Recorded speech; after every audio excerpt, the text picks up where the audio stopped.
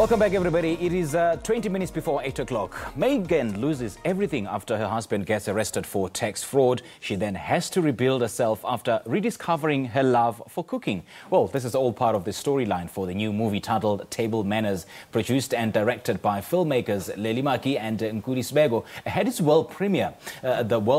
Table Manners took place at this year's Durban International Film Festival early this year. It's a story about loss, about love and finding oneself through one's passion. But to tell us more about the film, we joined in studio by the brains behind the film, Leli, Maki and Nkuli Sibeko. A very good morning to you two and a warm welcome. Hi, good morning. Nkuli, I'm going to start with you. Take us through the plot of this film. How did it all develop?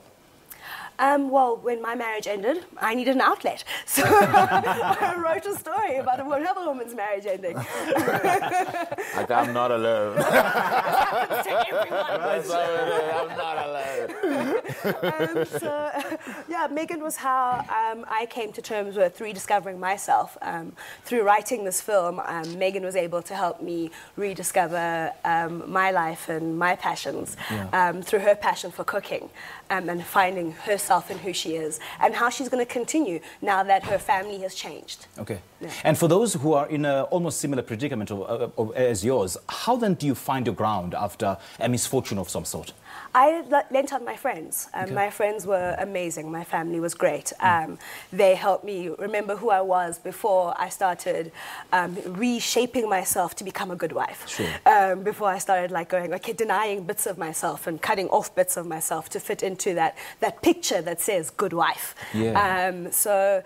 With my friends, they helped me put me back together again, and that's why friendship is such a strong theme in the film. Okay. That the friends that you choose are the family that carry you through everything. Oh, absolutely. Yeah. Leli, the film debuted early this year. How has the response been so far?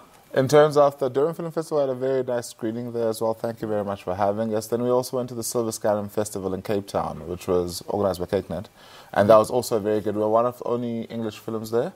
I think the only English films with black producers there as well. So when we did that, we realized that we had a good response from both our target market, which was both black and white South Africans. Okay. The film is very multicultural. It's not just set in one particular world. It's a dynamic, and I think it's really representative of who we are as a country. So we've had a good response from those screenings. Interesting, interesting. And what is it that you want viewers or watchers of this film to take away from it? Well, I want them to leave hungry. I mean, food is at the center of this, and for us, we use, like she said, there was an outlet for Megan, using food for her emotion and being able to express herself through all of it. I want people to take away, to feel something. I mean, there's a tendency when it comes to South African movies that we always try to pigeonhole them in a certain way. But for us, we really wanted to make a film that would enable people to feel and be moved, and also we didn't want to shy away from the pain of living it happily ever after. Because the end of a marriage is the end of a marriage, but then, like you said, it takes a village. Yeah. And you have to lean on your village in those hard times. And I think that's why we say that the friendship between Megan and Lindy was so important to us. Yeah. Nkuli, how did the love of food influence your writing? Oh, I love food. Oh, I don't maintain this figure by not eating. I love to feed people. And I feel like food is that thing that unites us all. And we wanted to go multicultural with this film and reach across to all South Africans, we hope. And food is that one thing that combines us. It's like how the smell of vet cook makes you want to call my dad. He does. He makes the most fantastic vet cook ever. And there's certain smells and flavors and textures that remind you of home, that take you home, that remind you of your best friend, that remind you of people who aren't with you anymore, that allow you to express yourself when you get it right, when you don't burn anything. Then food allows you to express yourself and how you're feeling that day, and maybe the state of your wallet as well. But even when you burn something, it's still a great experience. Sometimes, the salvaging of something you burnt is also a great experience, like you said.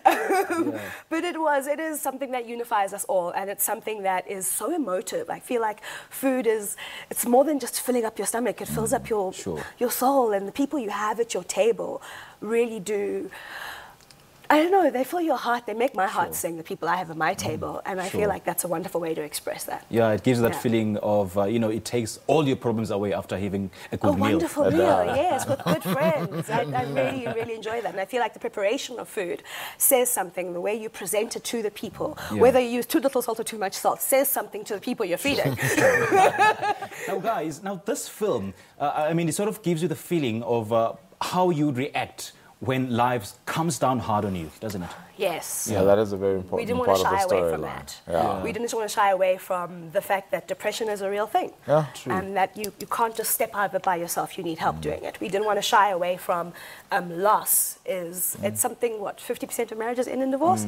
It's something that happens to a lot of us. And it's, But more than that, we want to focus on the friendship that comes with the support of it. Yeah. I mean, we know the hard times happen, Yeah. and hard times always do. But for us, and this is a beautiful journey, is that Megan keeps on fighting. Yes. She never stops. Even in the And- darkness, yeah. she finds joy. She finds something to laugh about. She finds people to laugh with. Yeah. Yeah, indeed. She managed to make those connections that are so important in being able to go with you through life, which is that you are not alone. And it sounds like a very interesting and emotive project. What is it about it that made you decide to go for it? Oh, we're lucky because we do the company together. So what happens is, in terms of that, is that we create all our content in the same room. And she came up with the story because she was going through this. And for us, it was an interesting concept because we weren't trying to do a comedy, we weren't trying to do a drama, we weren't trying to do a Western. We wanted to do our first film out is a movie about real South Africans and the South Africa that we think we live in, which is a multicultural and dynamic society. And when she put food in, I said yes at first. And when I started shooting it, I said no!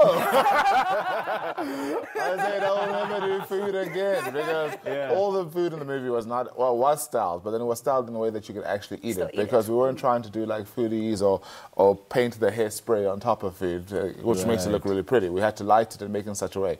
But then having to then service both emotion and making the food look yummy and tasty was one of the hardest things we ever had to do. Okay. And I'm glad we chose it. It was a good first Yeah. project for us to do. Shooting a film, shooting a cooking show, all at the same time. And Nkuli, what was it about the film that caught your fancy? About the story, Yeah.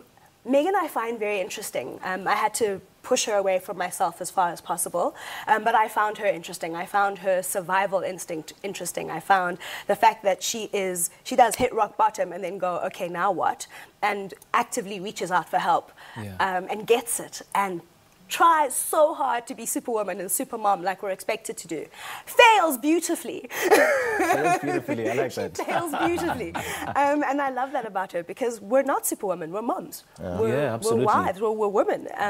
We're not, I wish I was Wonder Woman, can you imagine? Can you There's that imagine? thing of saying that society puts on, especially women, which is when you become a mother, then you have to keep the home together.